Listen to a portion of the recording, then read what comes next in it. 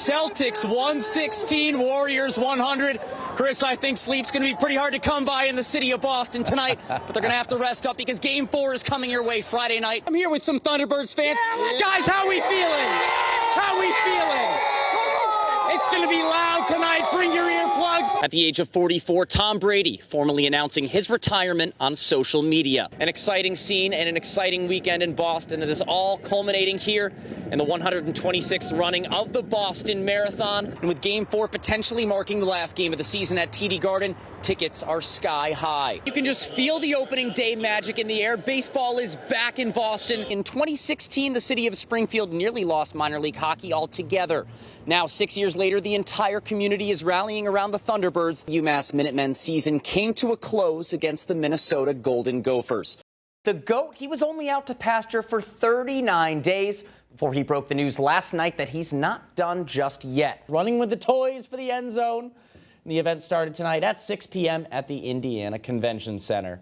I'm not sure if the out-of-bounds lines were observed there or anything. I mean, were there any penalties for roughing the passer? Oh, Don, you dog. The University of Massachusetts women's basketball team held a Selection Sunday party earlier tonight, gathering together as the bracket was officially unveiled.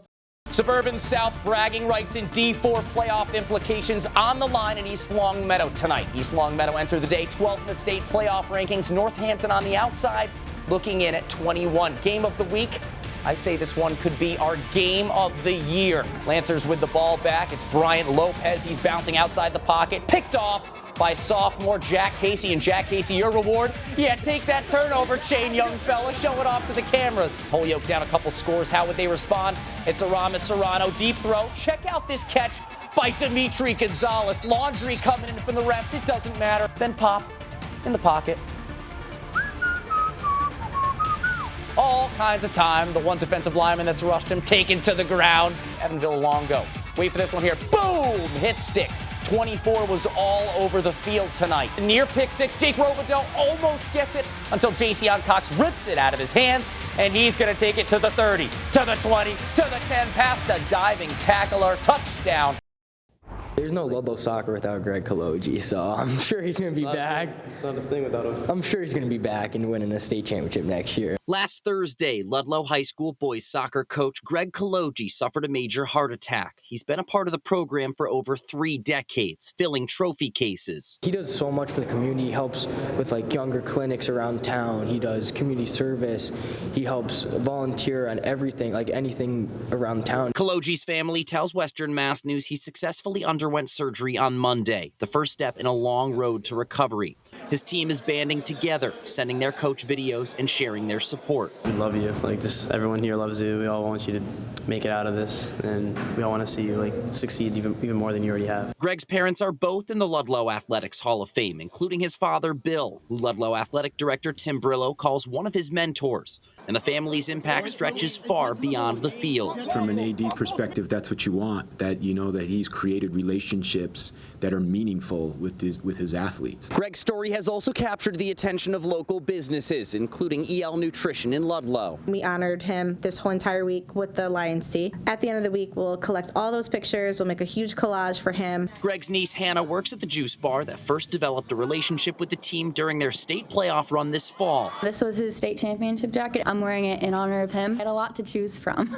We also spoke with former players stopping by to show their support. He's had such a successful coaching career because he's been able to motivate people, and he showed me how to be a great leader. It really means a lot to all of us, and literally he would not still be fighting today if it wasn't for everything that this community has done. The year has been really a phenomenal one, seeing kids develop.